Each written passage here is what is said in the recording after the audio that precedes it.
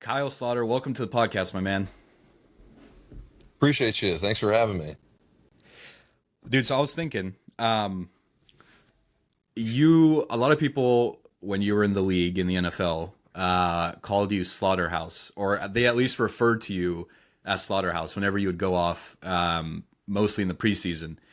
And I was like thinking, like, best sports nicknames of all time. Like, you have Magic, right? Magic Yeah. Johnson. AP is pretty cool, just the initials. I honestly think Slaughterhouse might be the best sports nickname of all time. It's I think having that last name when I first got to the NFL, it was actually the first time that I'd heard that. Um, I it kind of came from, and I'm not a huge fan of whatever movie it was, the Slaughterhouse Five that the reference came from, but people kind of coined that as well. And then my dad actually grew up with the Waffle House CEO who has since passed away, Walt Amer, and he sent a huge box after he recognized the name. He and my dad had like kind of made a little bit of a reconnection, and he sent a huge box to my dad and to the facility of purple slaughterhouse shirts that like it perfectly fit into the Waffle House design and logo, and things kind of took off from there. So I've passed those shirts out to a few good buddies, and people saw me wearing that around the facility when I first got them. And there was one day, I think during training camp, when I pulled them out of the box, I was wearing one to work out, and I think it was David Morgan was the first guy to ask. A former tight end teammate of mine asked for one, and then before you know it, I'm getting shipments of a bunch of Slaughterhouse shirts and passing them out to the guys. And there was a day where everybody was wearing them in the weight room. It was kind of cool. So I got my little 15 minutes of fame with the Slaughterhouse stuff. Yeah, well, great start to the pod by mispronouncing your last name. So we'll just No, gloss over that. no, you know what's crazy is like I don't even I mean my whole life it's slaughter, it's slaughter, it doesn't matter to me. I don't correct anybody. Yeah. This is now for those keeping track. This is now my second time mispronouncing someone's name to start the podcast. I might just make it a thing where like every podcast I like purposely mispronounce someone's name. And I'm like, You got to do no it. disrespect. It's just part of the like it's part of the thing. So just like bear Part of with the me. show now. Yeah. I love it. Um, I have a quote here from you as we get into your journey and kind of discuss how your NFL career went.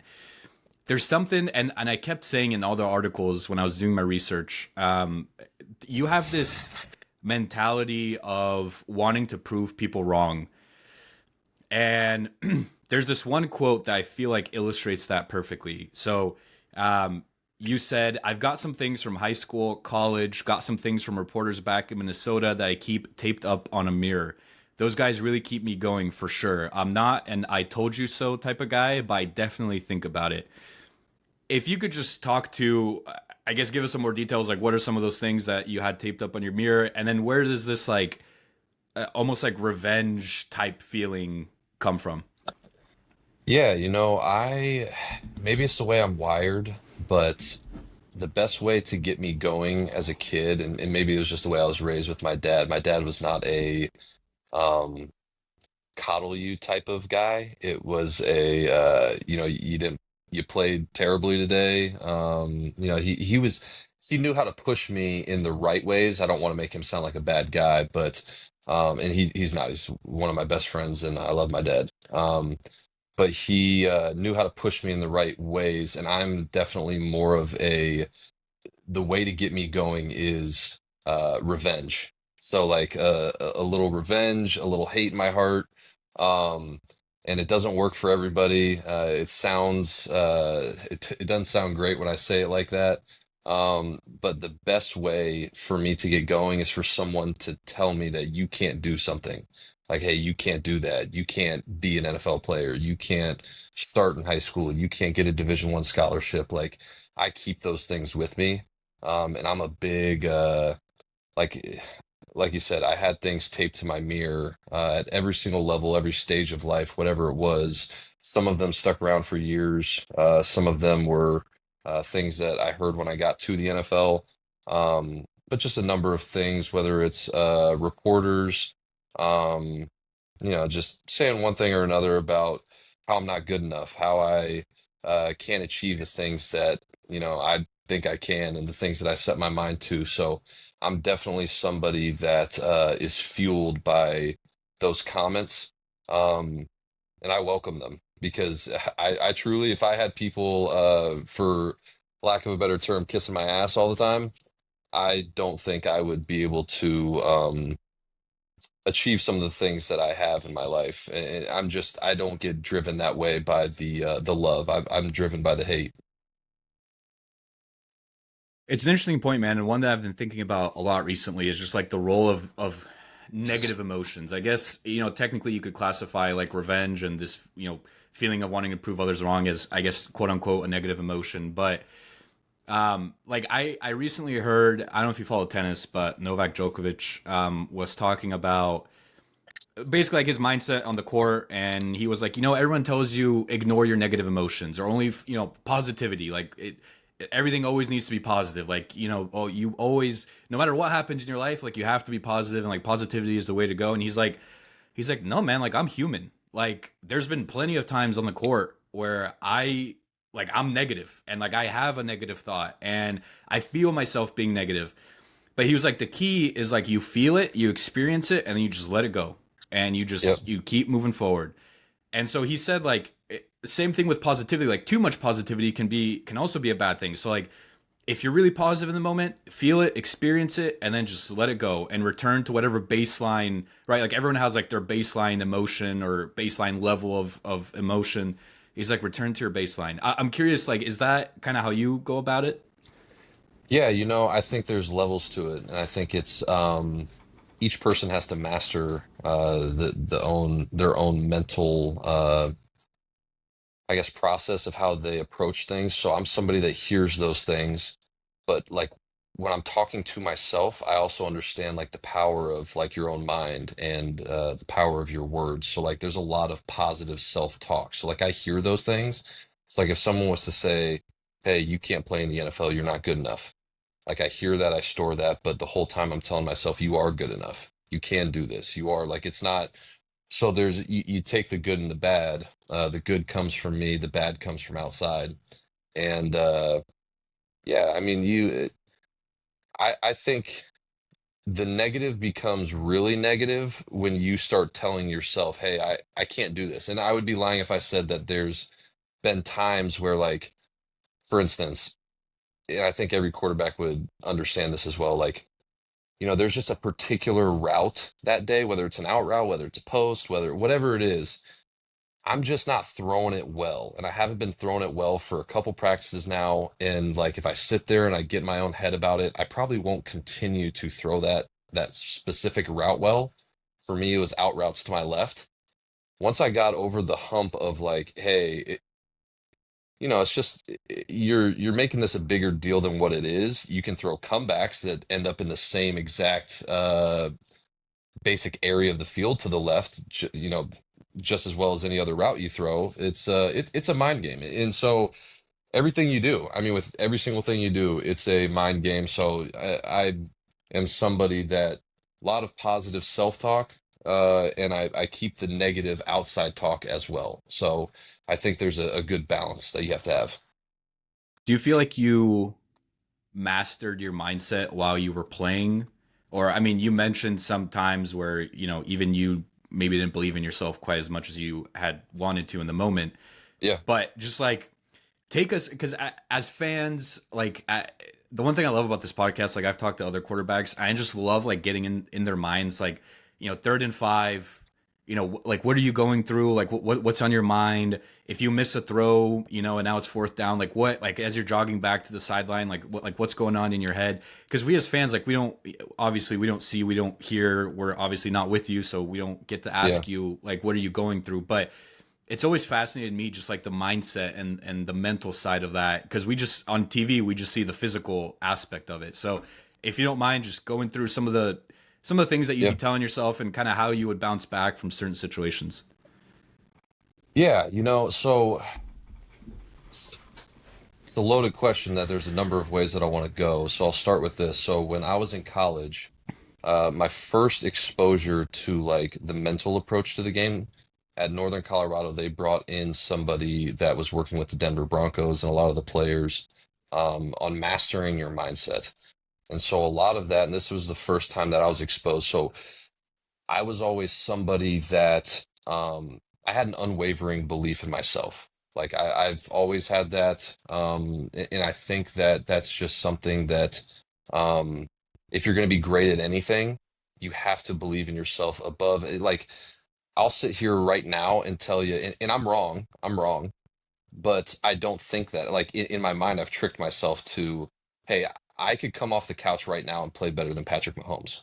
And every single person in their right mind would be right to laugh at that and say, hey, you're insane. I haven't been doing, I haven't been in a football practice in a year and a half now. I haven't thrown live reps. I haven't, but like those are just the things, even though it's outlandish, I think those are the things that you have to, as a competitor, believe in yourself. Like I said a quote when I was in the NFL that to reporters that laughed at me, and rightfully so, that, you know, Tom Brady may be the greatest quarterback of all time, but if there's 2 minutes left on the clock and I need someone to score a touchdown, I'm taking me.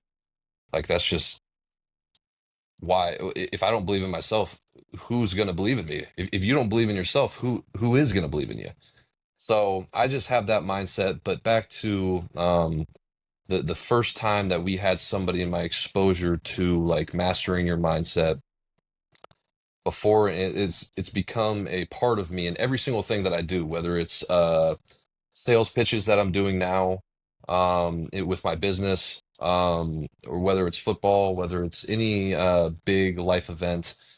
I sit there and I picture, and this guy told us to go through, um, what does from start to finish to you waking up in the morning to you getting dressed, what are you putting on? How do you feel? Do you take a shower? Do you go down to eat breakfast? What do you eat? What do you have?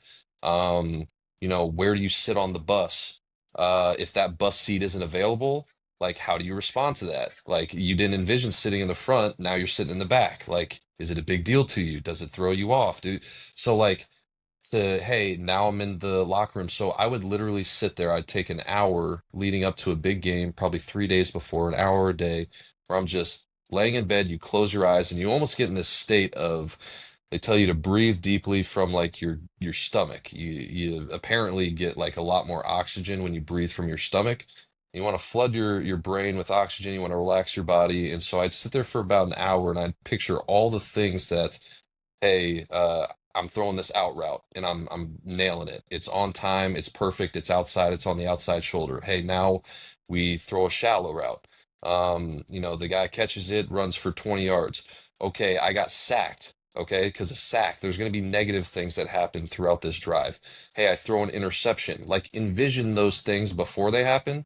So when they do happen, because they're going to from time to time, when they do happen, it's your second time being there. It's not new to you. It's not something that's surprising you. It's not something that you could have never imagined. Like it sounds funny, but like with all the positive things, I used to envision throwing a pick six, whereas like, okay, that happened.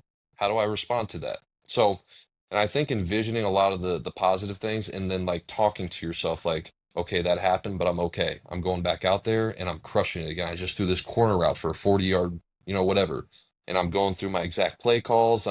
So there's definitely an art form to it, and I think that's helped me a lot as well. It reminds you of this quote that I'm going to butcher, but essentially the quote says like the key to a successful outcome is holding a picture of a positive, or no, the key, yeah, something like the key to a successful outcome is holding a picture of positivity in your mind, or I forget Yeah. what it is, but basically envisioning that whatever you want to happen like happens well or happens like in your favor. So like it's interesting because I mean, it kind of goes against the quote a little bit because you talked about visualizing the bad stuff, which now that I think about it, I'd argue is even more powerful than vision, like envisioning the good stuff, if Yeah. that makes sense. Because like common fear, right? Like public speaking, right? Like millions of people hate public speaking. get anxiety, whatever. Yeah, yeah, But like, if I sat there, it's like, what's everyone's biggest fear when it comes to public speaking? Like, I guess like people laughing at them or being embarrassed or whatever. It's like yeah, if you sit there and you envision that actually happening, it's like, all right, I get up on stage, I stumble something, I mispronounce my guest's name, yeah, and like everybody laughs at me. Like, what's the worst that's gonna happen? Like they laugh, and then yeah. 10 seconds later we move on, Move and on. then 5 minutes later everyone forgets about it. 30 minutes later everybody forgets about you. 3 hours Yep. later everybody forgets about the speech. Like, uh, so it's envisioning, I guess, like the worst possible outcome and then convincing yourself that it is actually not that bad. No. Yeah, and life is just a series of how do we respond to the negative things that happen. I don't think we're defined by the good things that happen in our life. I think we are defined as people to how we respond to adversity. I've kind of just taken that with me everywhere I've gone. So how do you respond to adversity? I mean, you talked about visualizing a negative play. Let's take a pick six, for example. Like, how would you respond whenever you threw a pick?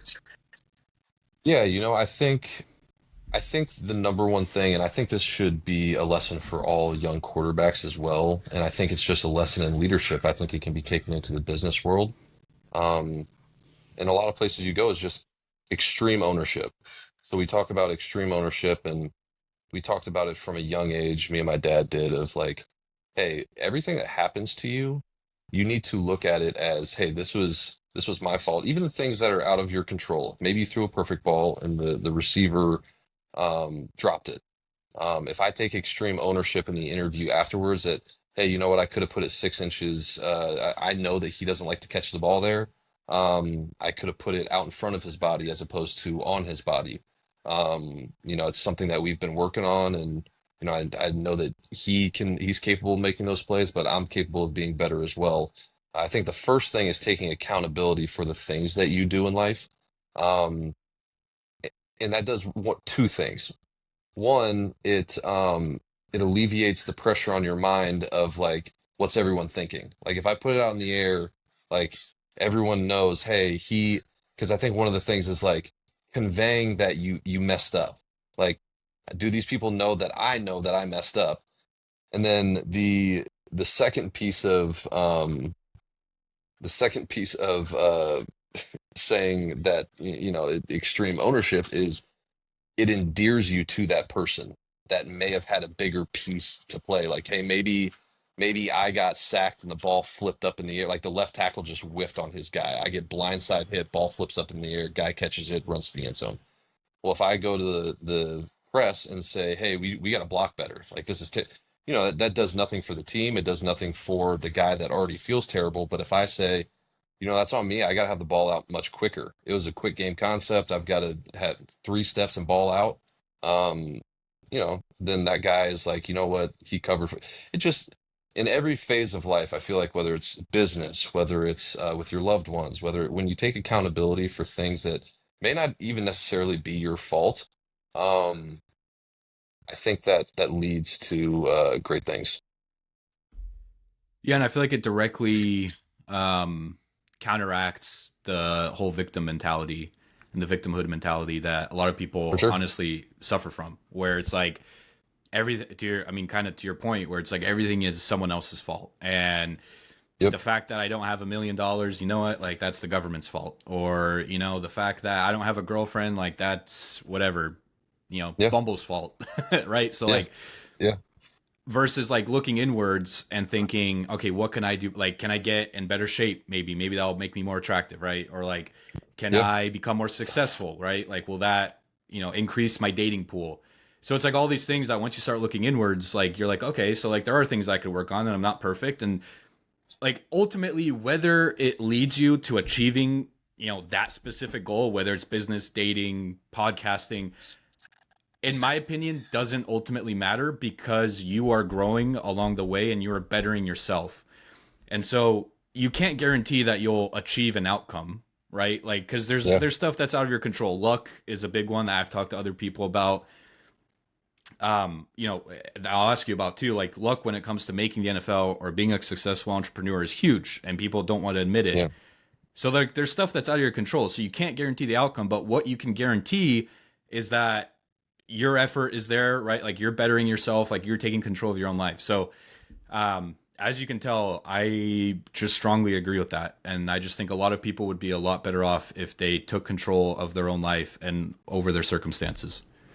for sure. There's a saying that I like, and it's short. We chase perfection knowing that we'll never achieve it. But, with that mindset, hopefully you learn some lessons, you grow, you get better. Just because I know that I'm not going to be perfect, I'll never be perfect. There's only one person that's ever walked the earth that's perfect. Um, I can never be that.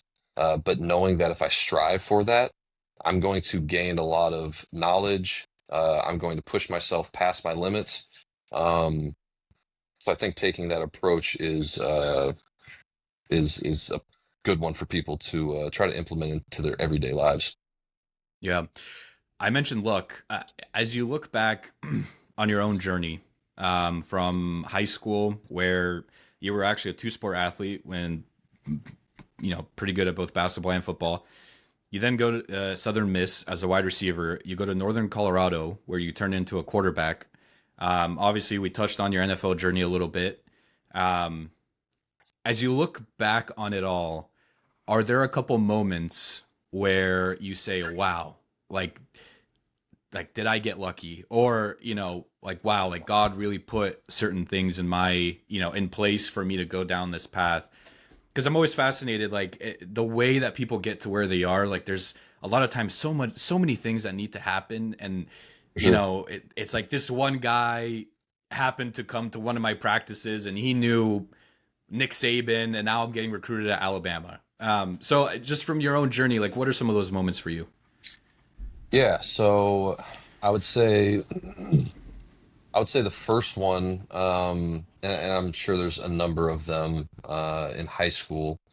Um, I guess I'll start in high school. So like, you know, it, I always sit here and I wonder like, should I have gone to, because I went to a really small high school, and the reasoning for that was I thought I was going to get onto the field sooner, and that getting onto the field sooner in the varsity setting as a freshman in both basketball and football, not knowing what I really wanted to play, my ultimate goal, it was a business decision. I mean, from a young age, I had a goal, and I don't know that many people are wired the way that I am. But from a very young age, call it 13, 14 years old, my only goal was to play Division I sports. And so whatever every single action that I took was to achieve that goal. And so I'm sitting here thinking like, my dad's kind of influencing the decision a little bit as well. Sloaters, we don't know how to get recruited. I still don't know what it takes to get recruited. Like I was a two-star athlete, um, was probably not doing and I was always one of the better like athletes in high school. It wasn't that I just like blossomed. Like I was always a special athlete, and I still don't know what it takes to get like that 3, 4, 5 star. I was just bottom rung. Th My dad was a D3 college basketball player, very athletic in his own right. And we just don't know what it takes to get recruited, I guess. But we ended up going to Mount Pisgah, and years later, I'm able to look back and say, man, at the time we thought that it was like when I was in college, not playing as much as I wanted to and going through some of the struggles, it was like, what if I had just gone to Milton High School and, sat for 2 years, played junior, senior year, and been around guys like Carl Lawson, who was at the high school at the time that I was supposed to go to, defensive end. We had Peyton Barber, who played probably 6, 7 years in the NFL, running back. Um, and probably like 3, 4 other guys going D1. What happens if I just stay there and I play well? Do I end up going to Alabama? Do I go to Georgia? Um, you know, what happens is the whole trajectory of my life change, and it does. I mean, obviously every little step it changes everything. But now I'm able to look back and be like, man, who's to say that it would have ended up being any better? Maybe I would have gotten hurt. Maybe I would have. So like, I think lucky that I chose to that path. Um, I think lucky once I got to Southern Miss that the coach thought as little of me as he did to take my scholarship. He told me I wasn't good enough to play for him anymore at receiver. And so he took my scholarship. If he did not do that, then I would have ended up graduating with a finance degree 6 months later and probably finished my playing career. At graduating was really, I wasn't playing a whole heck of a lot, so graduating was really the only thing that was keeping me there playing football was I had school paid for. So you probably graduate, 6 months later, and I'm a financial advisor at this point in time, which nothing wrong with that, but it wasn't my dream.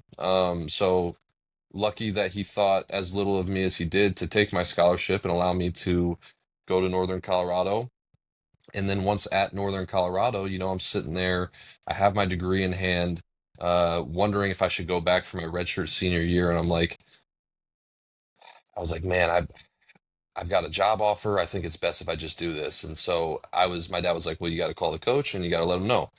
And I'm like, okay.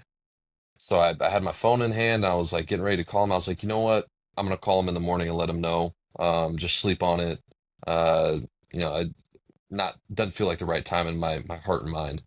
And so I end up not calling him the next morning. I had this like wave of just a feeling come over me where it was like, you know what, I'm not a quitter. Like I had a cousin back in the day that he went to a D2 basketball school and he ended up like calling it a career after a semester. And I really looked up to him. He was like 6 years older than me, really looked up to him. And when that happened, I was just like, man, that crushed me because I was like he was somebody that I really like. I thought, going to go there and regardless of have a great career, like play 4 or 5 years, whatever, just see it out, stick it out. I've heard how hard college sports are, how demanding it is, and I've seen a lot of people, um, fizzle out of it. And when he did, I was just like, man, that kind of hurt me. And so then when I came to my moment to do the same thing, it was like, well, I've got a younger brother that looks up to me, and I've always wanted to be the example for him. So I didn't end up calling. I was like, you know what? I've never quit anything that I started. I'm going to go do this. I'm going to go finish it out, even if it sucks. And so when I get there, the very first game of my senior year, I should say the second game of my senior year against Abilene Christian, I'm playing wide receiver and the quarterback gets picked up, dumped, and breaks his shoulder. And not that I would ever wish any injury on anybody, but that's a moment where that I'd been waiting for my whole life was just to have an opportunity to play quarterback. And so they're like, "Hey, you're in." So take off the receiver gloves, jump in there, and ended up throwing for 7 touchdowns and running one. Threw for like 450 yards, and that put me on the map. Won National Player of the Week for all of college, and I mean, it was just a heaven sent. It was to me at the time, it was a modern day miracle. And you look at luck right there. It kind of feels like God has you in the palm of His hand in that moment. Um, and then you know, it, in the NFL, um, just a quick story. I know I've been kind of rambling. Um, but so I get there as a undrafted free agent. Chad Kelly was the seventh round pick. They really liked him. I went there because I kind of I thought, maybe there's a chance that he won't be fully ready to like recover from his wrist injury. There was like a tendon that had severed or whatever that he had surgery on. And so I go to OTAs and I remember for the first 2 weeks, I'm an undrafted guy. They called me a camp arm. Like John Elway was like, "We got a camp arm coming in here." I remember seeing that video, and that was one that I kept that taped on my mirror. Camp arm. And it didn't even list my name. Just said, "We got a camp arm coming in here." So Well, I what is go that? and Real quick, just sorry, yeah, not to interrupt, but real quick, but like, what does that mean? Like camp arm for those who don't know. camp arm is essentially a guy that like it's a common term of like we're bringing in a guy that so like for the first part of practice we're going to go through like throwing one-on-one routes, throwing routes to receivers, and we've probably got 15 receivers on the roster at that point in time. And like we don't want to wear out. Like if we have two quarterbacks on the roster, between their actual reps and like the reps before like we get to actual practice, they're going to throw 200 balls. So you want 4 or 5 quarterbacks on the roster so you can mitigate that to like 75 throws. So like we don't want our quarterbacks just wearing their arms out. So like I'm the camp arm, so I'm coming in there to like basically we're throwing before we get to like the team drills. It's like the routes on air. Guys are just, we're practicing routes. The guys at the back end of the roster are the guys that I'm going to throw to. And so I went to Denver because they told me that I was going to be the third guy, as opposed to in Washington, they told me I was going to be the fourth guy. So I was like, I'm going to take less money. I'm going to go there, bet on myself. And I remember standing there for 2 weeks without a single rep. Paxton Lynch, Trevor Siemian getting all the reps, in team periods. And then one there was one play at the end of practice where they're like, Sloter, go in there and take this one. So I run in there, and it was just your basic shallow concept with a post over the top. And I remember taking my drop. I saw cover four. Defense gave me the right look, and I threw a post to Isaiah McKenzie for a touchdown on my one and only rep in 2 weeks. And so it's a 45 yard bomb. That's perfect. And I come back the next day, and so there's your luck. You got that one play. So I got lucky that, hey, something happened to where they're like, Sloter, go in there and take this one. And it ended up being the perfect look for the perfect situation and threw a perfect ball. I come back the next day. They have 2 plays scripted for me in like a 50 play practice. So I've got 2 plays. I complete a corner route, perfect ball, and then a deep over for 30-ish yards. I come back the next day, and I've got 5 plays. So I've got a block of 5 to myself with the third team, and then completed all 5 of those passes. And then pretty soon, before you know it, I'm getting equal reps with Paxton Lynch and Trevor Siemian. So it takes an immense amount of luck for sure. But so I say first, you got to get lucky, and then that luck has to meet preparation and skill. A lot to unpack. I think I want to go here though. So you mentioned the Broncos, obviously first team undrafted rookie signed with Denver 2017. In your first ever NFL preseason game, you post a 125.4 passer rating. For those unfamiliar with how passer rating works, that is a very high passer rating. Like that is an excellent game by any standard. That was actually the highest of any rookie quarterback that year in preseason. So you have these moments in training camp. You then go out in your first preseason game and you dominate.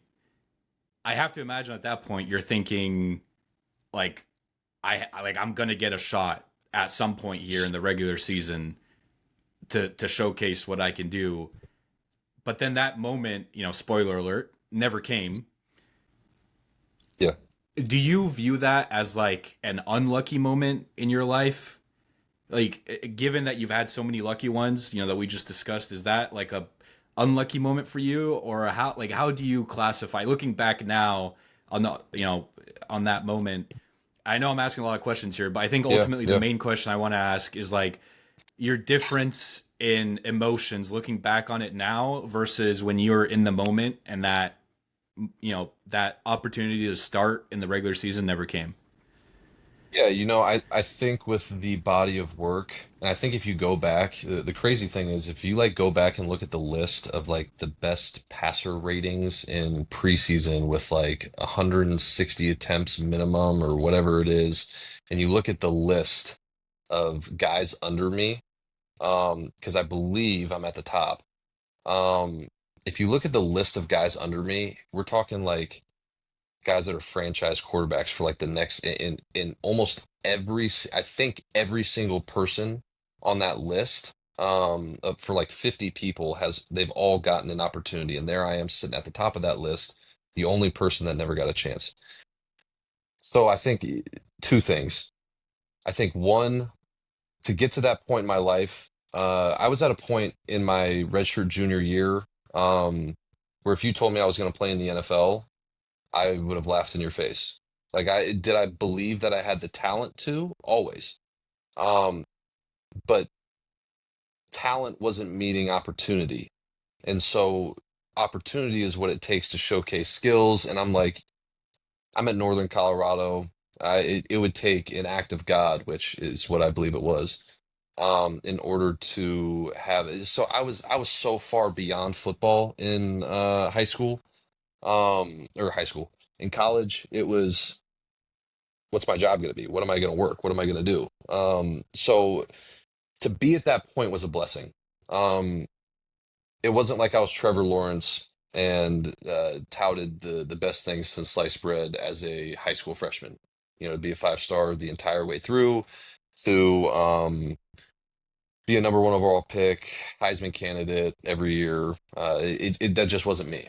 And so, do I feel like I earned more than I was given? Absolutely. Like I think that and again, people laugh.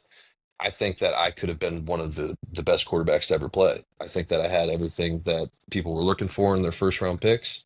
Um, but I think as a believer in God and in my faith, um, you know, it hasn't always been easy. But to believe that there is a purpose for everything that you do. I pride myself in the fact that I have never questioned the plan. I have never sat here and boohooed about why is this happening. I did things my own way at times. I wasn't always compliant with the way that a backup quarterback probably should be, which led to me probably being out of the league and not getting opportunities in certain places. I was told when I was with the Vikings at one point that I needed to do less, that I needed to go out there and be worse in the preseason, because it was creating an atmosphere that was not what they wanted. They don't want competition between a backup quarterback and a starter. They don't want any controversy. They don't want those things, especially when you have a lot of guaranteed money on a guy that is going to play no matter what. Um, I have had people tell me that in order to make it as a backup in the league year after year after year, you have to play like a backup. And it just was never me. It was never me to not go out there and compete. It was never me to go out there and not feel like, hey, if I'm not the starter, my mindset is I'm going to be the starter someday. I'm going to be better than the starter. And that's not to say that I was very supportive of the people and understood my situation and my role. Um, but I always had that in the back of my mind of like, hey, we're here to compete. I'm not here to just lay down and just give people jobs and not, make myself look the best that I possibly can. Um, I think had I done that, I probably would still be in the NFL as a backup somewhere. And the things, the lies that were told about me by management at certain teams that I was at to I hesitate to use blackball because I don't like that term. There were things said about me that made people hesitate to take me on teams that were not true, that I had to do some damage control that we ultimately got through. But it made my career, it altered the trajectory of my career.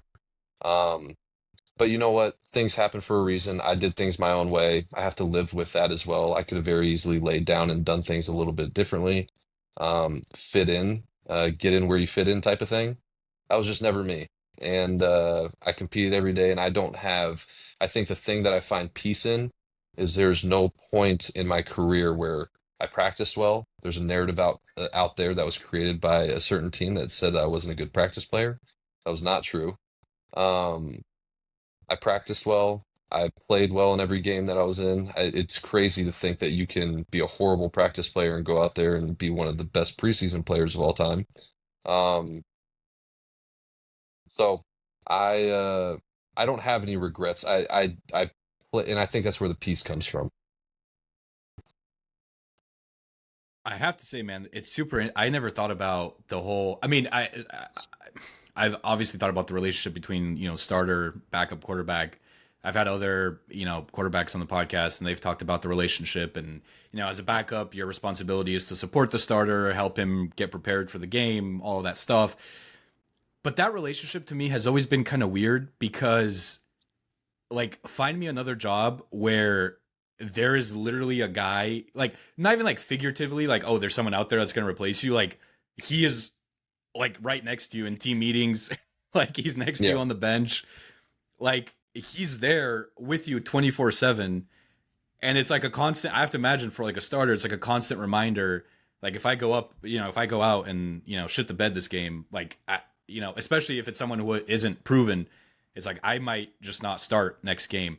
But that whole piece that you talked about, playing like a backup and not playing too well because the organization doesn't want controversy, that's super interesting, man. I never thought about that, but it makes sense. Man, I've got it's been easier to talk about it since like being out of the league and understanding like where my future lies, and it's probably not in football. Um, I have some very strong opinions. Like I don't think your average fan, and then when you start, the other thing is like a lot of this stuff you just keep to yourself because like you talk about extreme ownership, like owning the, I don't ever want it to come across as I'm making excuses. I'm just telling my story. And a lot of people think that it comes across as excuses. So it's like, okay, I tried to put some of the truth out there. It was not received well. It was received in a way that people thought that I was making excuses and lying. And so I was like, there was a point in time where I was like, I'm gonna come out with everything that I've gone through, I've seen, and all those types of things. I have a unique perspective on things. And now I realize that it can't ever be something that I really truly open up about in a public setting because people just everyone has been led to believe that if you play the best, then you're the starter. If you're the guy that like it wasn't that way in high school. It wasn't that way like in high school when all the like well most people have some experience in, so you talk about politics in high school. Maybe there was a parent or a family that you know gave the coach gifts or bought him a car, or wealthy families that allowed their whatever it was that it created some sort of, everyone talks about the politics. Well, now you go to the NFL where there's hundreds of millions of dollars in a billion-dollar industry. You don't think the politics and the money are going to play a part in, you're out of your mind. And so like it's the things that people don't really think about. Like the GM, in my opinion, is the most corrupt position in football. I can't say sports, but football, because think about this. So if I'm the GM of a team, it's owner, GM, head coach. If I'm the if you have somebody that is over the head coach who is the X's and O's and wants like these guys that fit his scheme, and if you have someone over him that his only job is to pay free agents, bring free agents to build a team and pick players in the draft. That's his only job, is like building and putting together the team. I mean, I've been in meetings where we had Adam Thielen. We had Adam Thielen in like his best season in 2017, and so not gonna name any names. People can do the research, but so and so pops his head in and he goes, "Hey, Laquan Treadwell has to start this week," and closes the door. Laquan Treadwell was their first round pick the year before that, just quite hadn't gone the way that they thought it would. But that GM is paid or fired based on, hey, if I miss on first round picks in consecutive years, I'm getting fired. So what am I going to do? I'm going to put those people in positions to make plays and make me look good, or I'm not going to have a job. So like you have somebody over the entire organization that is unfairly putting people in places to succeed that probably aren't as good as the other people on the team or on the roster. But hey, for instance, if Kyle Sloter, not saying I did or didn't, or this is purely hypothetical, if Kyle Sloter is deemed, hey, he's playing better than Kirk Cousins, Kirk Cousins, your bench, Kyle Sloter, you're in. Well, Kyle Sloter's making 600, $700,000. Kirk Cousins just got $84 million guaranteed, and now he's your backup quarterback. Buddy, you're fired. Like the GM, you're out of here. What are you doing? So like And then when Kyle Sloter has potential and an opportunity to go somewhere and we think that he could end up being something, we ship him off or we get him out of here and he gets picked up somewhere else. And so we call that team and tell them, hey, he's doing this, this, this, and this. And it's all lies so that I don't resurface and have a career. I don't, if Kyle Sloter was on the Vikings for minimum and I go somewhere else and turn out to be what I thought I could be, if I end up, let's just say I end up being a superstar, if you had me for nothing as an undrafted free agent for minimum and I'm a superstar somewhere else, that GM is getting fired. So, like, and they knew it, and I was doing it in Minnesota for 3 years. Like, the evidence was there and you just ignored it. So, like, and I'm not the first person this happens to. Like, I know I'm sitting here like telling my story. There's 10, 20 other guys in just my time in the NFL that I know this has happened to. So it is a league where, yeah, you got to get lucky, right place, right time as well. I mean, first of all, I'm loving this podcast. I love this stuff, man, because it's like I love the NFL. Like I love sports. It's one of the reasons why I started this podcast, right? Like I love sports. I love talking to athletes. But again, like, and to your point, you mentioned the average fan. Like the average fan ha- doesn't know what happens behind the scenes. And like I'm a huge 49ers fan, right? So like there's been multiple times where like and I've seen it on Twitter where fans are like, why are we not starting so and so receiver? Like why is I'm just name dropping here without any, but like why is Debo getting more reps than whoever, right? And Yeah. it's like from a football perspective, it might not make sense, and that's why we as fans feel so strongly about a specific opinion or a specific player's playing time, because we're like, look at the tape. Like literally, if like anybody with any football IQ at all would say, player X deserves to start over this player. And so I had Alex Acker. We actually recorded last night. Episode will come out probably in like 3 weeks. He was a shooting guard on the Pistons, Yeah. like in like 04, 05 when the Pistons were at the top of their powers, and he was like literally our head coach. Again, not name dropping, but you like you said, do your research. Yeah. Came in and said pretty much like my job is on the line. Like I need to play the veterans. I need to play Chauncey Billups 40 minutes a game. We need to Yep. win games. And then I take that and I compare it to someone like Brock Purdy, who for people who listen to this podcast are probably sick and tired of me talking about Brock Purdy. But like you look at someone like Brock Purdy, who, given everything you just said, may never have gotten any playing time, right? Because of politics, because the Niners just traded 3 first-round picks for Trey Lance, right? Talking Yeah. about investment. Yeah. Like, if he doesn't pan out, guess what? John Lynch is on the hot seat. It's like, dude, what are you doing? We just traded 3 first-round picks for a bust. Yep. And then you pay Jimmy Garoppolo all this money. So the Niners were in a situation where they were double invested Yeah. in their top two quarterbacks, both with money and with draft capital. If I'm just, and again, I'm not inside the Niners organization, but Yeah. just taking what you said, I can guarantee you Brock Purdy would have never sniffed a No. football field No. Brock at Purdy all. would be, and this is not a slight to him. This is just the reality of the NFL. Right, right. Brock Purdy would be out of the NFL. Brock Purdy would be out of the NFL probably a year or two ago if those injuries did not happen. Like, and people like your seventh round pick, man, draft picks after like fifth, sixth, seventh round, you might as well be a free agent. Like, I know you're getting a signing bonus, like, and there's probably a little bit more, like, you can't get rid of all of them, but like, I've been many places where like you routinely cut your fifth, sixth, seventh round pick. Everything before that, you're gonna have a little bit more of an opportunity. Especially fourth is a little iffy.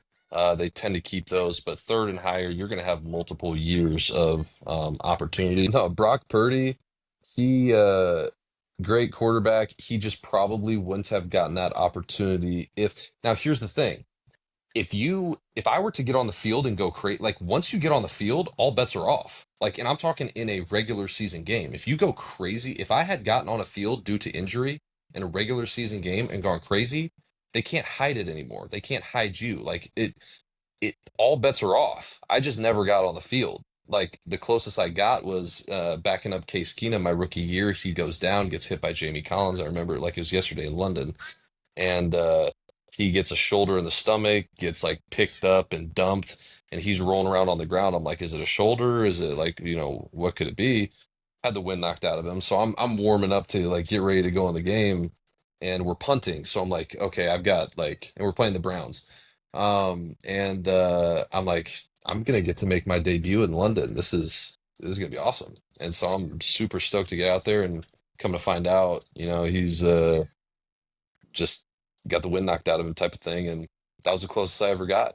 And then you go to the USFL and XFL and do those things to try to get film like at the I had people advising me, whether it was my agent or coaches or in the NFL, like, hey, you got to go get film. You're going into year 5, like your clock, you're on borrowed time right now. And the only reason I kept sticking around was because of good preseason games. Um, so at a once you get on the field, all bets are off. But I never got there. What's interesting, like even sticking on the subject for a little bit more, taking the Niners again, Brock Purdy as an example, John Lynch, like Hmm. people were calling for Lynch to be fired after we traded 3 first-round picks for Lance, and Lance ended up being what he's been, For which sure. is obviously not the NFL career that people thought. Yep. But then, like, you hit on a guy like Brock Purdy, last pick of the draft, and it almost like balances it out. It's like, oh my God, John Lynch is so great at Yeah. identifying talent. Yeah. But at the same time, though, like if you go a layer deeper, like Purdy never would have played had it not been for literally our first 2 quarterbacks getting hurt. Yeah.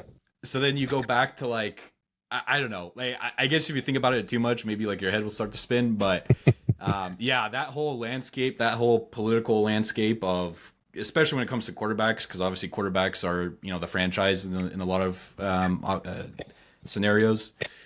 Yeah, it's just wild, wild stuff. It's exponential when you talk about quarterbacks because teams and coaches, organizations, they want to handpick the face of their franchise. And so the draft in your professional career as a quarterback, um, man, 80% of the time is made in college. Like if you have a good college career, you get drafted in the first round, you're gonna have 4 years of a leash to like, unless you're those Josh Rosen who, we get the number 1 pick and we have Kyler Murray staring at us. Like they're few and far between. Your Trey Lance's like Trey Lance. They even gave him his opportunities. He just got hurt. And eventually, like, somebody comes in and plays well, you can't bench him. Like he's playing well. So like in Trey Lance, I guarantee you, if Trey Lance had injuries that weren't like long-term injuries that kept him out multiple games, if not a year, he'd have come back and got more chances and a longer leash. But like I said, once you get on the field and they can't hide you anymore. You've exposed it. So like Brock Purdy going out there playing well, like what are we gonna do? We're gonna bench a guy that it's like Dak Prescott. Dak Prescott was not a guy that they handpicked. He's like probably one of the better examples. He's a 4th round pick. Goes to the Cowboys, has a great preseason, and Tony Romo gets hurt. And then you go like 10-0 before Tony Romo's like ready to come back. What are we gonna do? Bench the guy?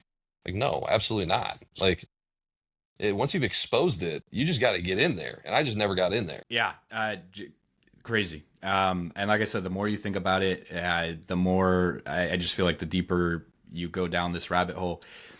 I'm curious. We talked about, kind of the politics of the NFL, specifically with quarterbacks. Is there anything else that you feel like the average fan doesn't know, that sometimes, like maybe you're watching with friends or you're interacting with someone on Twitter? It's like, dude, if only you knew, like this thing, like it Yeah. would all make sense. I'm just curious, kind of sticking on the theme of the behind the scenes stuff. I think the GM thing is massive, which we've already touched on, which I could give you another hour on that. Um, but I think the other things like Geez, you gave me time to think on it. I could come up with others, but one big one for quarterbacks especially. So like one thing that when I was a kid, where it's like, hey, so and so is like, for instance, Aaron Rodgers gets drafted and he sits behind Brett Favre for a number of years, and people are like, Aaron Rodgers, he's getting all this great tutelage from Brett Favre and blah blah blah, and then like you hear some of the things that come out where, some players are like, it's not my job to coach him, it's not my job to be a mentor to him. Um, and in many cases, I think that that's a little bit taken out of context because I don't think anyone really feels like a coach. I feel like a peer in there. And some of the older guys definitely feel like, hey, I'm older than you. I've been there. I've seen that, done that. But it's kind of like a peer-to-peer conversation. So what I'm trying to get at is I always thought as a kid that like everyone's overblowing like that Jordan Love is gets to sit behind Aaron Rodgers. Like it's not going to make him that much better. Like it's not going to everyone talks about how he's going to learn from that is so spot on. Like to the guys that get to sit behind dudes that are in almost every case that I've been in, I've never really met anybody in the NFL that's like, a jackass type of guy. Like everybody's, like everyone's a pretty good guy. You got to that point because you work well with others and like there's very few like not great guys. So like from a quarterback perspective, like I can't tell you how much like I learned from Kirk Cousins, I learned from Matthew Stafford, in the way that they operate, and it's just a trickle down effect because Matthew Stafford had to learn it from somewhere as well. Like when I got to, so like for Kirk Cousins, I really learned for the first time like how to study, how to look at the game. Um, you understand like, hey, what am I looking for when I'm watching defenses? What are the things that stand out? What are the things that I should like? it- so, and I'll go back to like even further than that, Case Keenum. So like I'm coming from college, like where you know, the coach calls the play and like I run the play. Like and we've run it enough to where like he tells me it and I parrot it back to everyone else. Well, like in the NFL, we got into like in Case Keenum was like, hey, you got to know your plays inside and out. It is not like they call it you run it type of thing. It's like you got to know the situation. So like we would get into these tests, and at the beginning of it, I was just terrible at it. I'm getting reamed by my coaches of like, Kyle, what's one of the plays? Because there's only like three, because it's all broken down into statistics. You're gonna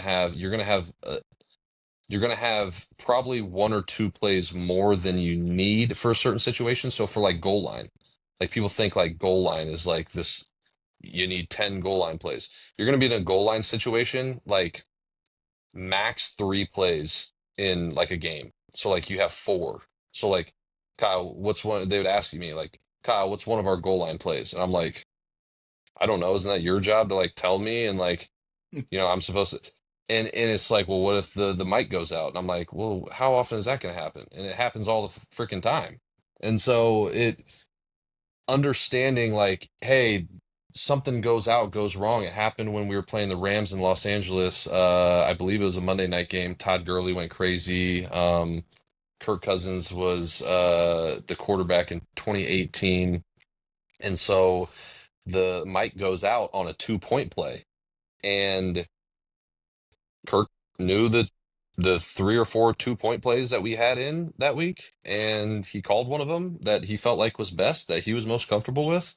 And we ended up scoring on it, and it was a big point in the game. But like understanding your plays, your play calls, and understanding it inside and out. Now, like you got to be able to flip it. Like, hey, we're on the right hash now, and we got to be able to run this left. Like, you got to be able to flip it.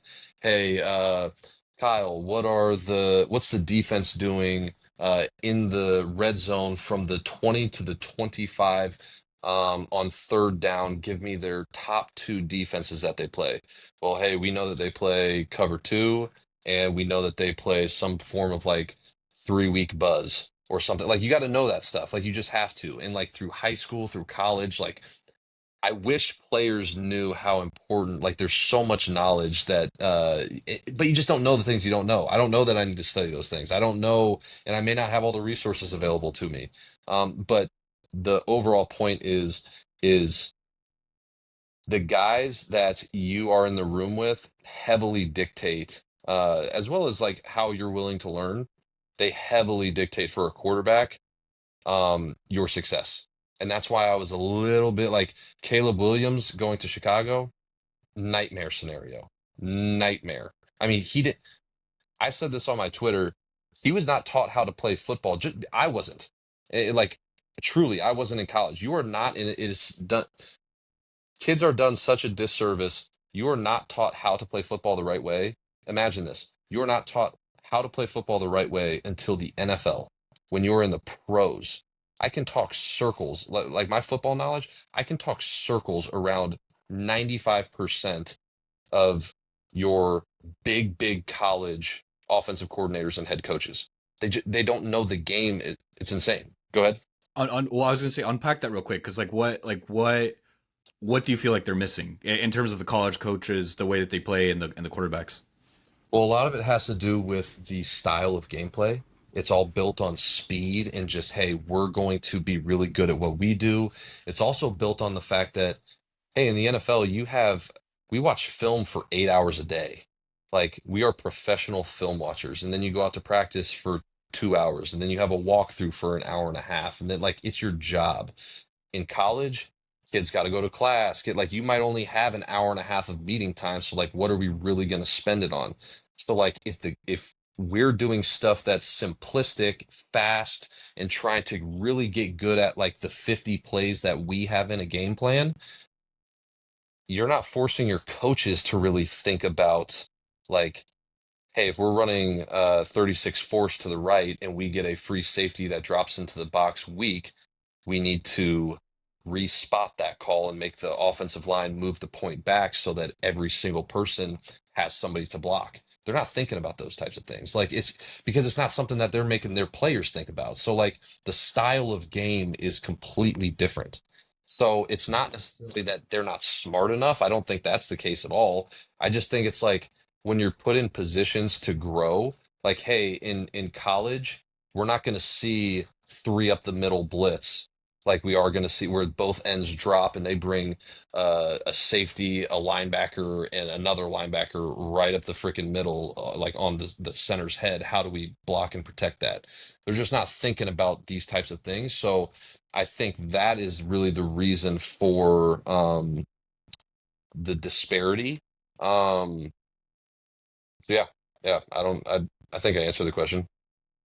Yeah, why do you think some college quarterbacks then are quicker to pick up the NFL game versus others? And like we see all the time where Yeah, it's like whether it's Caleb Williams, like I personally think that Caleb Williams is gonna do well I this think it'll be year. okay.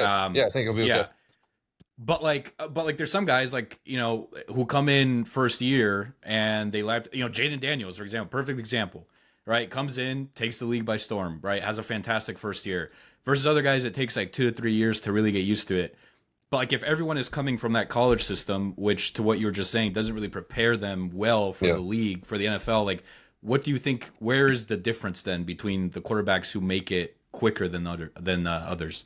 So there's so many things. I think a lot of it's situation and fit. Like I think that is massively under for like your average fan. Your There are really and like this would shock a lot of people.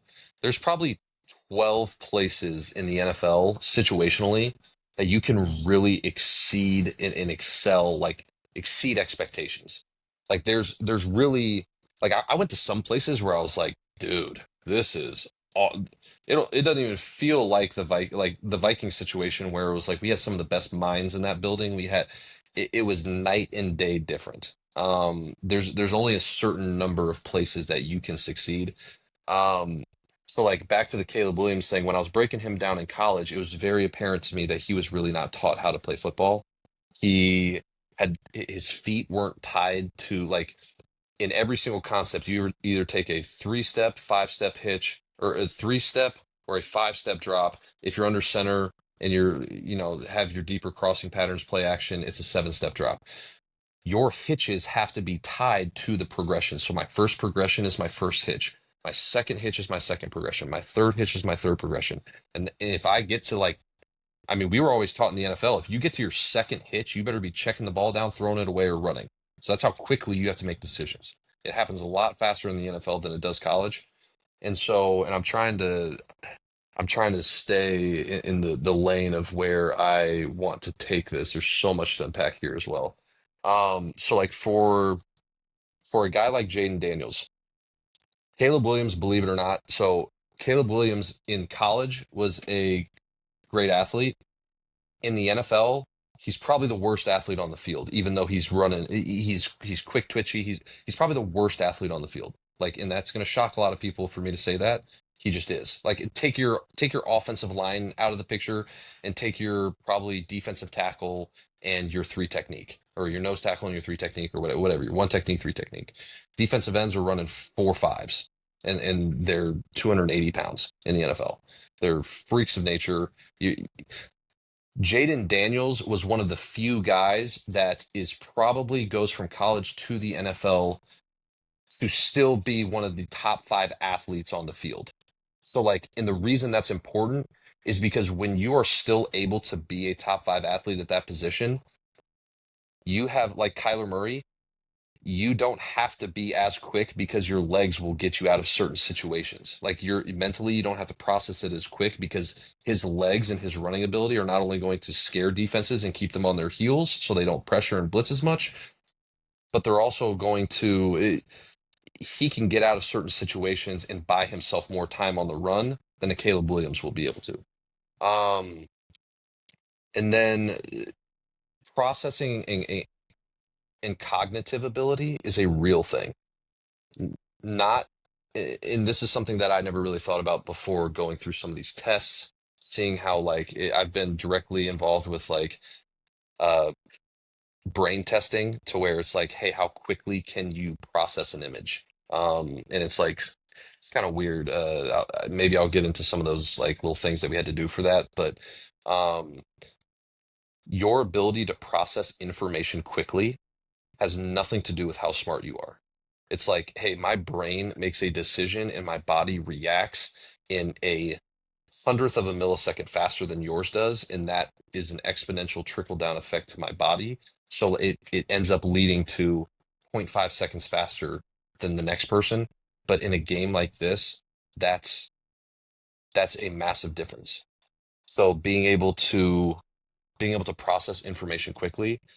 Caleb Williams, I don't know that he processes information exceptionally quickly. I think it's good enough. But you have guys like Tom Brady's biggest asset, his brain. Drew Brees, his biggest asset, his brain. He's processing tons of information quickly. Like when you think about a quarterback's responsibility, I've got to not only get a 17-word play call to the huddle, I've got to call the check as well because we're getting 2 plays in the huddle many times. So then once I get to the line of scrimmage, I've got to make sure that everybody is lined up correctly. I've got to check the down and distance, make sure that it's 3rd and 7, 3rd and 6, whatever it is, so that what I'm thinking aligns with the goal is to get a first down. Then I have to do a uh, pre-snap check of the pressure to make sure that, hey, is someone, am I covered from a pressure standpoint, the offensive line, are we blocking the right people? To, hey, now I have to check the defensive coverage. Are they running cover one, cover two? What are the tells that they're giving me? And then after all that, when the ball snapped, I have to go through and say, this is my first progression, second progression, third progression. You have to have that in your mind, make a quick decision, get it out before the rush gets there. And then you have to post snap check to make sure that, hey, I saw cover two, but defenses, they they try to throw you off. They're 90% of the time they're showing something that they're not running. So you have to post snap confirm that the coverage that I have is the coverage that I have. So like when you talk about all of those things that have to happen in 10 seconds, it's insane. And so if you are even a little bit slow, like one guy that they talked about all the time when I was with the Vikings, not to again throw anybody under the bus, but they said that Christian Ponder, first round pick for them, was one of the smartest individuals that they have ever been around. Like book smart, just out of this world. Knew everything the second he walked in the building. Could not process information. Like just couldn't he couldn't see it clearly. And so that's why you can get guys that may not necessarily like be a pure super book smart. Like I'm not saying Patrick Mahomes is dumb, but he doesn't strike me as like a straight A student. But he's like the fastest at processing information in the NFL right now. It is that some like this might be a dumb question. Like, can you get better at processing? I mean, part of it is probably just like natural limitations, right? Like, your Yeah. brain processing speed is what it is. Like, there's only so much you Yep. can do. Like, it's probably not like confidence, right? Like confidence, you can learn, you can Yeah. Yeah. train, but Yeah. like brain processing, I'm assuming like whatever you have is kind of just maybe you can make Yeah. like incremental improvements. And I think that's you can make small improvements that again probably I'm kind of the mindset that you can make small improvements, but most of probably 90% of what you have is what you're born with. It's the same reason that a kid can graduate from frickin' college as a 10-year-old and be like like there's instances of people that just they got it. Like there's like 10-year-olds that can speak 12 different languages. That's God given. Like that's not them working really hard at it. I can do that all day and night, like from the time that I'm born, and I'm not going to know 12 languages by the time I'm 10 and like pass a college level course. Like they're just different. So, yes, I think you can probably get a little bit faster at some of the things. I think a lot of it is what you're born with. What I would say for those people is your process becomes very important to you then. So, if you're not super gifted in processing a ton of information, you now, and one of the best things that I ever heard from Drew Brees, Tom Brady, some of the best quarterbacks that have ever done it, is as a quarterback, it's not how much stuff do I have to think about, it's what can I eliminate? So, like for me, the biggest and the easiest thing to eliminate is routes. So now I'm not sitting here thinking about four different routes. Hey, I know I have cover two. I know that the first progression and the third progression are completely off the table. It like if they were to come open, it's just like by happenstance. It's not you have to play the odds. Like as a quarterback, you got to play the odds. Odds are I'm not going to have the first progression and I'm not going to have the third progression. So that allows me to speed up my timing to, hey, I'm on my second and my third or my fourth progression to my back right away. So like I know that hey, this is not going to work. I got to go to my second and my fourth progression right away, and that allows you to eliminate things off of your plate. So for guys that are slow at processing, now instead of having to go through four guys that try to play in the NFL that try to go through a four progression, five progression read, you will never have success. You may have four or five options on the table on every play, but you have to eliminate that before the snap and confirm it after the snap to two and you're checked down. Fascinating stuff, man.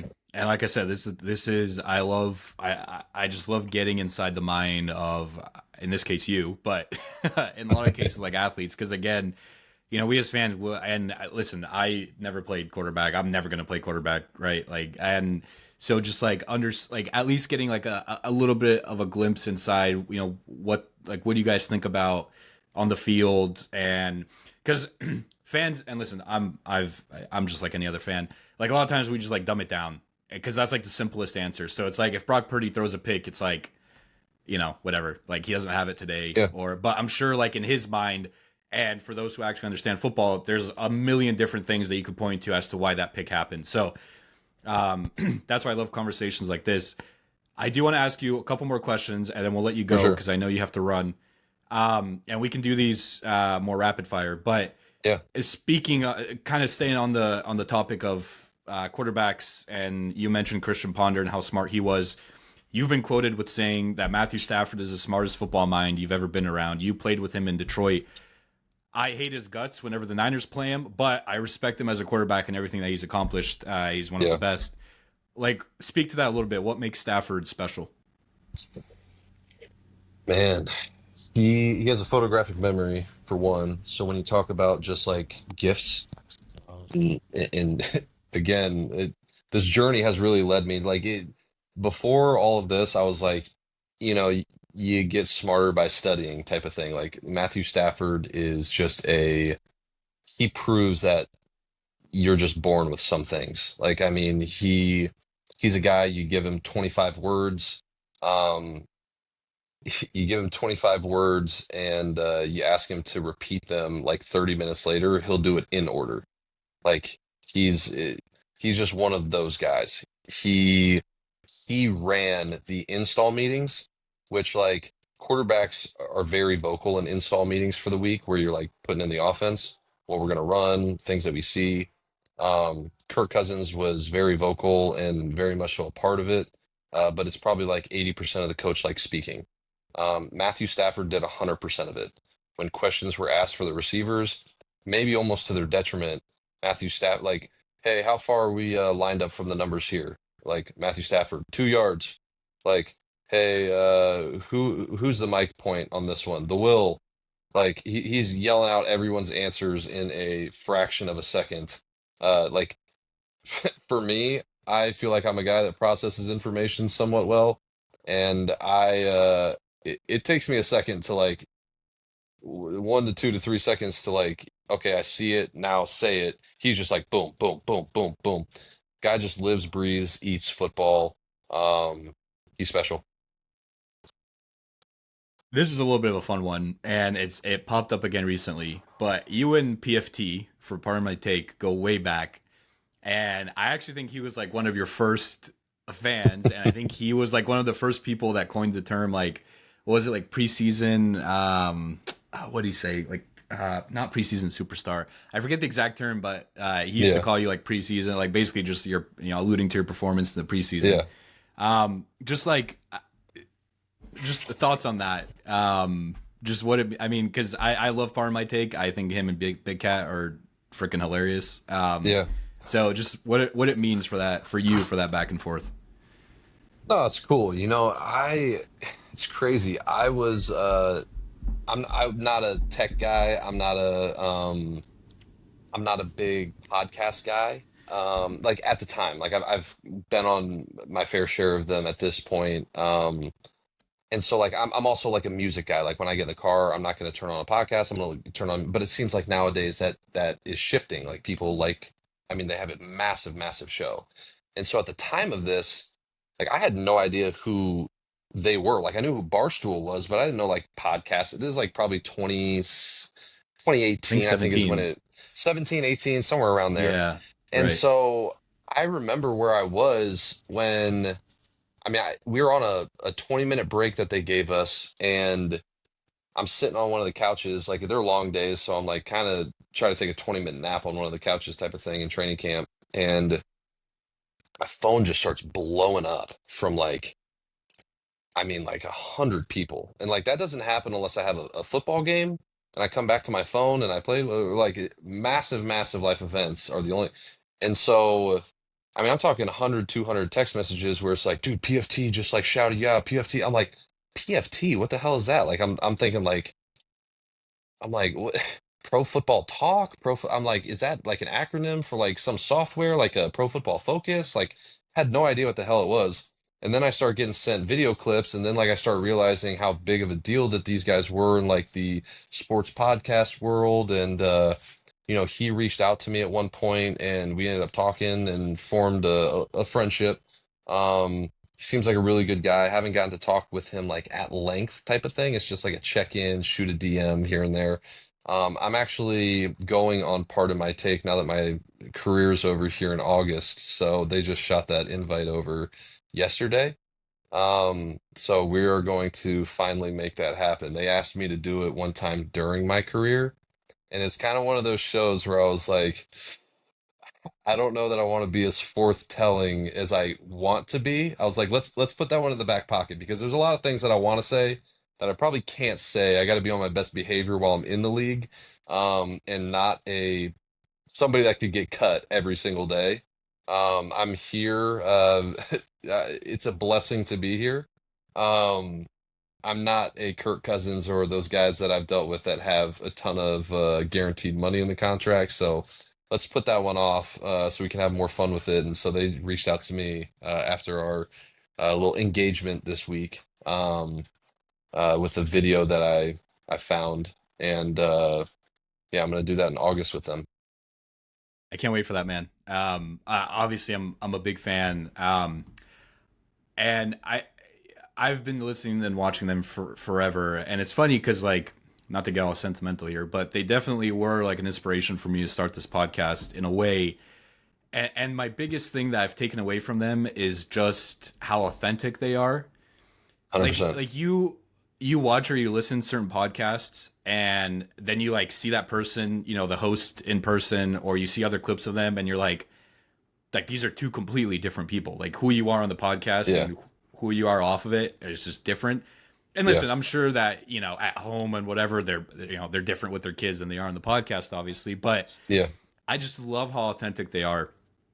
And they make that like their guests on that podcast, like it is genuinely people that they're interested in. Like I just watched their episode today. They had one with Magnus Carlsen, the you know, chess, arguably like the goat of chess. Yeah, You know, like they just have people on that they're like, I want to talk to this guy. Like I'm interested. yeah. So that's one thing that like I've definitely like they are an inspiration in that manner, that like just the value of being authentic and being yourself and asking questions that you want to ask. And so yeah, I recommend, I'll send you a link if you haven't seen it, but they did like the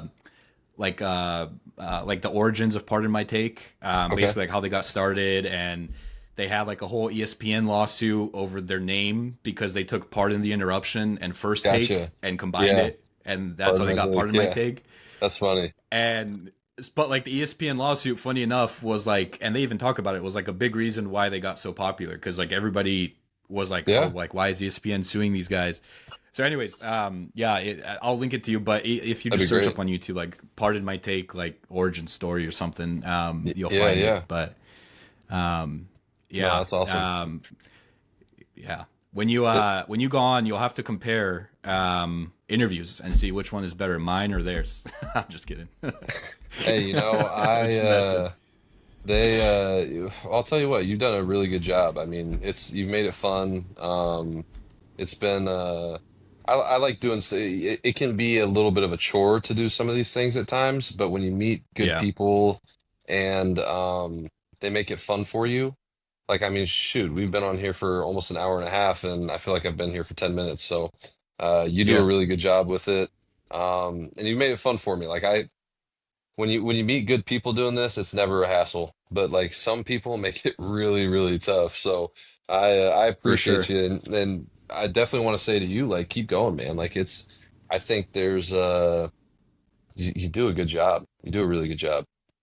I appreciate that, man. Now that means more than you know. I mean, you know, you have your own business. You know how hard it is building anything for yourself, Absolutely. and just sometimes not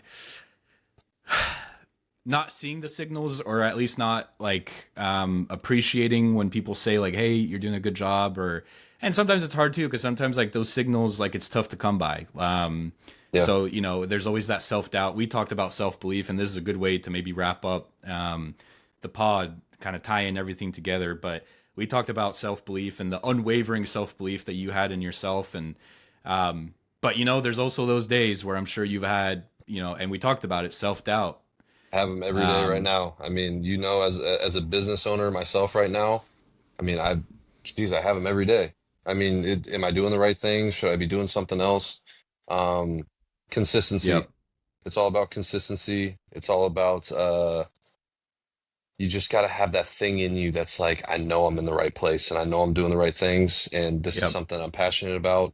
Um, the hard days are going to be there. I mean, as adults, I think that's what a lot of people fall victim to in with their own mental health is man, fighting through some of those tough days. They're going to be there. They are. And just knowing that there's those bad days make the good days worth it. You can't have good without bad. So can't have highs without lows. I couldn't have said it better myself, man. I lied to you. I'm down to ask you this question. So, Yeah. last question, I promise, and we're done. No, you're good. I love it. I want to ask you this question. Obviously, I mean, being a quarterback and all. I picked out, let's see, one, two, three, four, five categories. Okay. And this is definitely a cliche question, but interested to hear your answer. Building your ideal quarterback. Okay. So I have mindset, now looking at it, I have mindset and work ethic. I would argue that those two are probably the same, but I'll let you make that if you want to combine them. So mindset, work ethic, arm strength, accuracy, and then legs, mobility. Okay. So let's start with mindset and work ethic. Mindset and work ethic. Can it be anyone, or are we talking active? And literally anyone in the history of the NFL. Probably Drew Brees. Drew Brees for Ooh, mindset, okay. work ethic. Yeah, Okay. Arm I think that's strength. And you can't repeat. I should have said that at the beginning. So if okay. you pick Drew Brees, you can't pick him for the other categories. Yep. Arm strength. Okay. Arm strength. Hmm. Man, I feel like I don't have enough to go off of on the one that I want to say. I'm trying to think, like, obviously you have your Patrick Mahomes, your Josh Allens. Um, Mike Vick comes to mind for arm strength as well. I think he's like a sneaky one that people forget about. I mean, yeah, guys like Jamarcus Russell that I feel like could throw it like 85 yards. Like, you know what I mean? Like, I think that might be I have a like, funny story about Jamarcus Russell actually. Real quick, not to interrupt, yeah, but to yeah, interrupt. I had Marcel Reese on the pod like a couple weeks ago, fullback for the Raiders, yeah. and he obviously played with Russell, and he said during one practice he threw the ball so hard that he broke some guy's sternum. Like he obviously wasn't wearing padding, and it just hit him in the right spot. So to your point about arm strength, like Jamarcus Russell. There we go. That's all I needed to hear. Jamarcus it is. I've never heard a sternum. I've broken fingers, but my God, yeah, sternums? Yeah, we'll go with that then. Jamarcus Russell arm. yeah, wild. Also speaks to just like the talent that he had. Um, 100%. Accuracy. Mm, man. Aaron Rodgers. It's a good one. Legs mobility.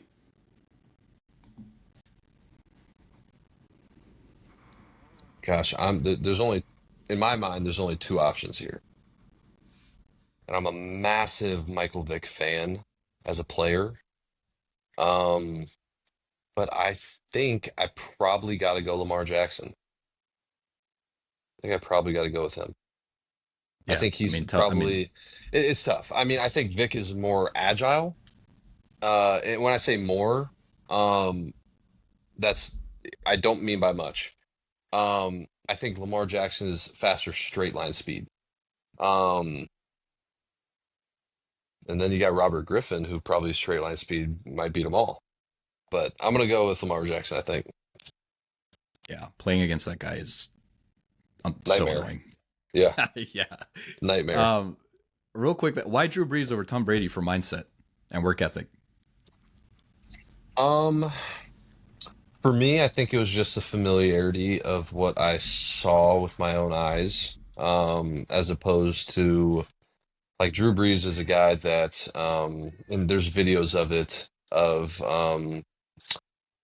but like I went on a visit, I went on a visit to the Saints at one point in time, and Drew Brees is like the last guy there for a number of hours and is preparing for like he was the one that kind of I took this from him where every single play on my play call sheet for that game, I would go down the list and I did this with the Raiders. And this is actually why John Gruden, I mean, guy loved me. I did this for hours. And when I was on my last legs in the NFL and you're trying to like, hey, I will do anything. I will be here till, I mean, I was leaving the Raiders facility at 10 o'clock at night, set my alarm, going back, eating, immediately going to sleep, and set my alarm for the exact time that John Gruden was going to be at the stadium or the facility, which was 4:30 in the morning. I was going to beat him in the building every day. So I wanted to be walking in 10 minutes before John Gruden every day. So what he would do, Drew Brees, was he would envision every single play. So like it was like he was getting live reps. He would take his drop and he would go hitch, hitch, hitch to every single progression. And he would do that for cover one. Okay. Cover two, hitch, hitch, hitch. Cover three, hitch, hitch, hitch. Cover four, hit like this blitz, this pressure. I know I'm getting this. Okay, it's third down. This is our third. Like he went through every single rep every day like it was a game. Like he was getting these and he would try to predict the play calls. He would take himself through a game simulation by himself daily and it would take hours. It would take hours to do. But it was I mean, it was so instrumental in my development as well, even towards the back end of my career, of just understanding what it takes to be great and how to think. Like, I hope my kid wants to play quarterback or has the ability to, or I'm gonna have so much like wisdom to impart on him on like, hey, this is how it's done. Like the things that I didn't have, jeez, I hope he wants to because we're gonna have something to build off of if he's any good. Dude, Drew Brees obviously dream guest of mine, but I had his trainer on the podcast, and I didn't know this. Yeah. It's public knowledge now, but I believe, and I'm really gonna hate myself if I mess this up. I believe his grandmother passed away. It was his grandmother that passed away the year, a couple months before they won the Super Bowl. The year that they Oh, won the yeah, Super Bowl.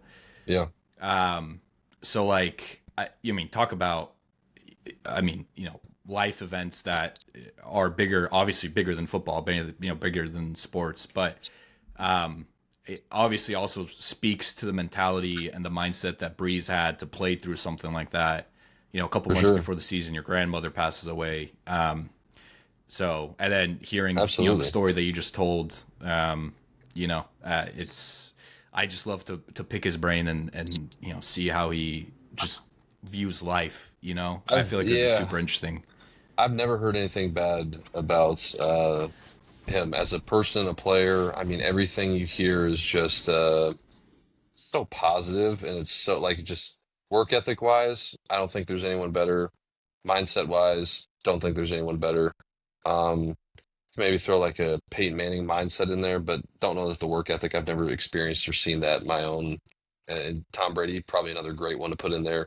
For me, it was just I've seen it, heard about it, had people that experienced it Right. firsthand, and it was it's just stuff of legends. Like you wish you worked that hard. Like, and I tried to, but man, it's like, am I working as hard as Drew Brees? Like, probably not. That's going to be my new question is, whenever I'm doing something like, is this how Drew Brees would have done it? Or is this like, am I working as hard as Drew Brees? And I feel like that's a pretty good, a pretty good That's way to that's motivate yourself. that is a very high bar to set. It's a very high Yeah. bar. But hey, reach for the Yeah. stars, man. Reach for the stars. Yeah. Kyle, man, I've kept you hostage long enough. I can't thank you enough for your time today. You've given us way more that I certainly anticipated, and super grateful for it. This has been fantastic conversation. We covered everything from your mindset, kind of how you approach the game. Talked about the inner workings of the NFL, which I thought was super interesting. Kind of wrapped it up with more mindset talk, which obviously is a passion of mine. And I've just tremendous value, man. And I sincerely cannot thank you enough for your time. Before we sign off, though, where can people find you and more of your work? Yeah, so I guess Instagram, Twitter, just Kyle Sloter on both of those. And I hope to have something which I can't talk about right now from a business standpoint. We are trying to do so one business that I can talk about is we are trying to do security for the NFL stadiums right now. I have a security company trying to put AI security into the stadiums, better protect our players. I guess something that I would like to get out there, just create some awareness for. And then I'm going to have something big in the way of football here, hopefully in the next couple of months that I'll be able to make an announcement on. But no, I really appreciate you, man. You do a great job. Thank you for having me on. Absolutely. And listen, in a couple months, if you want to come back on, talk more about your business once it's public knowledge, feel free, man. I'd love to. Would always be a pleasure. So, Yeah, I'd love to. yeah, I appreciate you, Nick. awesome. All right, Kyle, take it easy, man. Yep. Have a good one.